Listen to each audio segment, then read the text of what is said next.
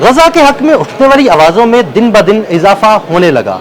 پہلے پاکستان، پھر فرانس اور اب برطانیہ.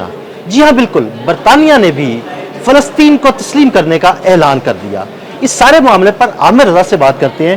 جی عامر بھائی، یہ ایک تازہ ہوا کا جھونکا کہیں گے کہ پاکستان، پھر فرانس اور اب برطانیہ نے بھی بڑے واضح الفاظ میں یہ کہا ہے کہ وہ فلسطین کو تسلیم کر دیں گے. اس سارے معاملے میں آگے کیا ہونے جا رہا ہے، ہمارے ناظرین کو ذرا بتائیے گا. جی، میں کسی ایک ولی نے کہا تھا کہ پاکستان وہ ملک ہوگا جو دنیا کے فیصلے کیا کرے گا، اور پاکستان کے وزیر خارجہ جو ہیں اسحاق ڈار، وہ جس طرح سے قوم متحدہ میں گرجے برسے ہیں، اور انہوں نے کہا کہ جی 2 ریاستی جو اسکیم ہے اس کے تحت فلسطین کو پہلے تسلیم کیا جائے، تب جا کر کوئی اسرائیل کو تسلیم کرنے کی بات کریں. یہ بڑی بات تھی. وہاں پر غزہ کے حوالے سے عدیل صاحب جو اجلاس بلایا گیا، اس کے جو سگنیٹریز ہیں اس میں پاکستان اور فرانس شامل تھے. فرانس کے میکرون نے وہ بات کہہ دی کہ ستمبر میں وہ تسلیم کرنے جا رہے ہیں. اب سر کیئر نے جو ہے، جو کہ برطانوی وزیر اعظم ہیں، انہوں نے بھی ایسی بات کہہ دی ہے. اور کل میں آپ کا ویلاگ بھی سن رہا تھا جس میں آپ نے بتایا کہ وہاں پر 1 کلو گندم یا 1 کلو 1 کلو آٹا جو ہے وہ اس کی قیمت $60، یعنی تقریباً 17,000 پاکستانی. 17,000 میں 1 کلو آٹا مل رہا ہے. اور بڑی خوشائند بات ہے کہ پاکستان نے اس کی آواز بلند کی، اور آج پاکستان کے 2 جہاز جو ہیں امدادی سامان لے کر جا بھی رہے ہیں. چلے یہ بات ایک طرف رہی. اب آ جاتے ہیں پرائم منسٹر آف UK کی طرف، سر کیئر کی طرف. اور یہ 2002 میں جو ہے یہ کوئنز کی جو کمیٹی ہوتی ہے، اس کو کوئنز کمیٹی کہتے ہیں، کوئنز کونسل میں یہ شامل کیے گئے تھے. لائر ہیں اب حیثیت پروفیشن، اور ان نے ہیومن رائٹس پر یہ نائٹ ہوڈ کا ایوارڈ، جس کو ہم سر بولتے ہیں، نام کے ساتھ سر لکھا جاتا ہے، وہ حاصل کیا. یعنی انہوں نے دنیا بھر میں جہاں جہاں انسانیت کے خلاف کام ہوا یا انسانوں کے خلاف کام ہوا، وہاں پر آواز اٹھائی، جس پر وہاں کے UK نے نائٹ ہوڈ کا خطاب 2014 میں دیا، جس کے نام کے ساتھ سر لگتا ہے. لیبر پارٹی سے ان کا تعلق ہے اور ہمیشہ یہ انسانی حقوق کی بات کرتے ہیں. اب بھی انہوں نے یہ جو بات کی ہے، اور انہوں نے کہا ہے کہ ستمبر میں وہ فلسطین کو تسلیم کرنے جا رہے ہیں.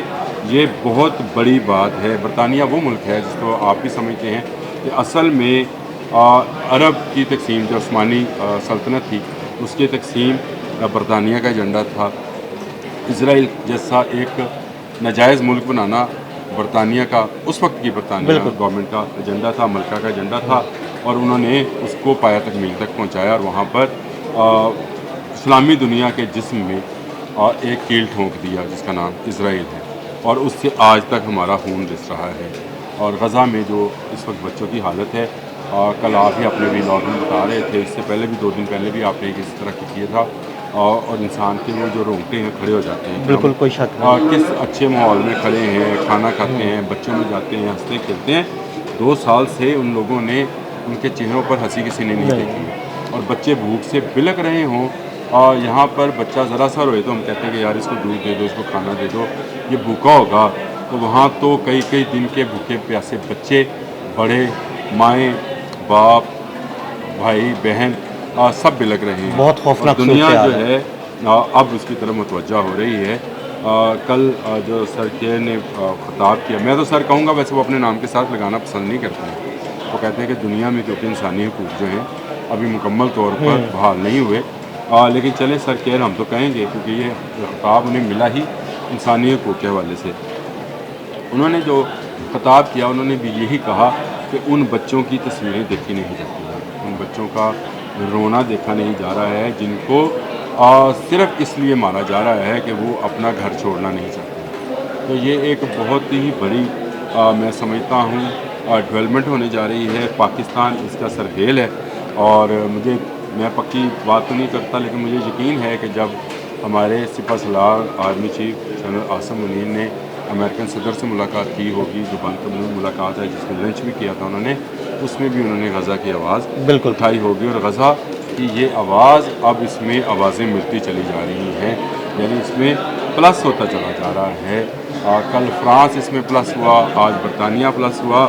2 بڑی قوتیں ہیں چین پہلے سے اس پر آواز اٹھا رہا ہے، رشیا ہے، ایران ہے، پاکستان ہے، ترکی ہے.